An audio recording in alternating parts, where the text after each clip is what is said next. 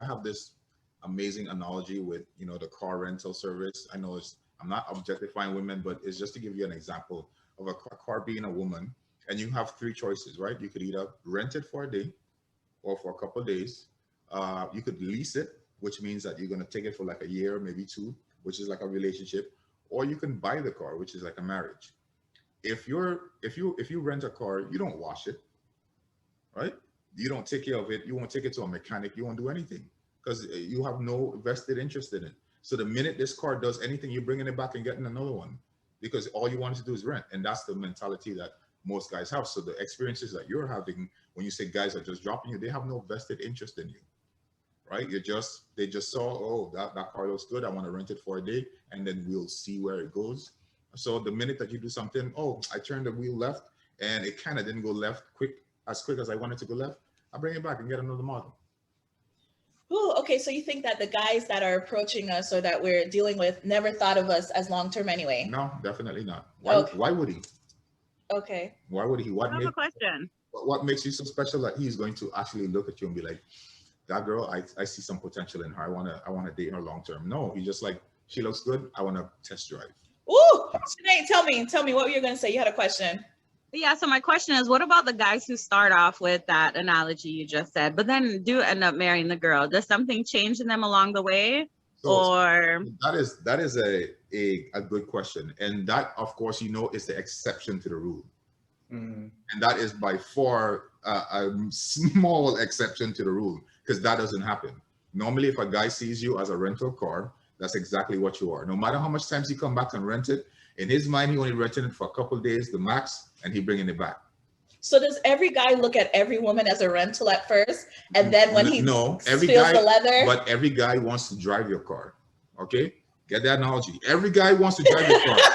Believe it or not, whether he wants to lease it, he wants to own it, or he wants to rent it, he wants to drive your car. Now, he will treat you different based on if he's going to buy the car, he's going to take better care of it. When he's test driving the car, he's not going to do burnouts and 360 and slam it in the wall, and he's not going to do those types of things. But I'm so serious. Like, women, when I hear women complain about guys today, I'm like, y'all really have no clue, like zero. That's what I say, zero clue. And you just go on willy-nilly and be like, oh, well, guys ain't this and guys ain't that. You are responsible as gatekeepers of your body. You're supposed to be responsible to make sure that, hey, oh, you want to take me on a test drive? Not a problem. Sign on this dotted line, please. If you don't do that, and he take you for a test drive, and he bring you back, and it's like, that was all right. On to the next. So if your toe is a little crooked, that little baby toe, buddy gone. Okay, so are you trying to say that most men nowadays are like that, or is it just like how we said about the guys who will actually approach women? Most of them are like that. This is what happens. So I'm gonna keep the analogy the same thing, right? But we got to do an episode just about this analogy, by the way. Okay. Right. So you have majority of the people in the world, we're average, right? Most people in this world they're average. What's an average car?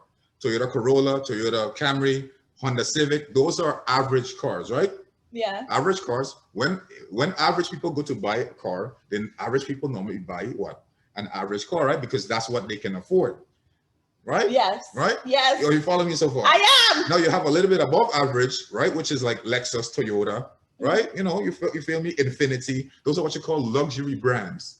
And you find the well-to-do people. Those are the people who normally drive those cars, right? Yeah. Then on top of that, you have what you call sports cars, which are like Porsche, Lamborghini, Ferrari. Rich people normally buy those. And then you have what you call hypercars, which are like Bugatti Veyrons. Those are like $3 million cars, $5 million car, 30 million, one of one in the world. M9. Rich guys, right? So in this whole analogy, you have a lot of average people, which are Toyotas and Honda Civics, right? Yeah. And we have told the Honda Civic that they're a Ferrari their entire life. So what you have done is you've priced yourself outside of your market so that these guys here, they can no longer afford you. So the guys who can afford you are the guys who just want you for a test drive because you're really not a luxury brand that they're used to. So you're trying to say we're not giving the average guy a chance? You're not even seeing him because he's invisible to you. Because you think that you're on a certain level, and because you get an interest from these buyers, you think that they are willing to And is he actually opening his mouth, or he just sitting in the background watching you? Even if he did Right. it, you probably would be like, nah, bro, like you're on my level. But y'all don't try. I mean, they don't try. I don't.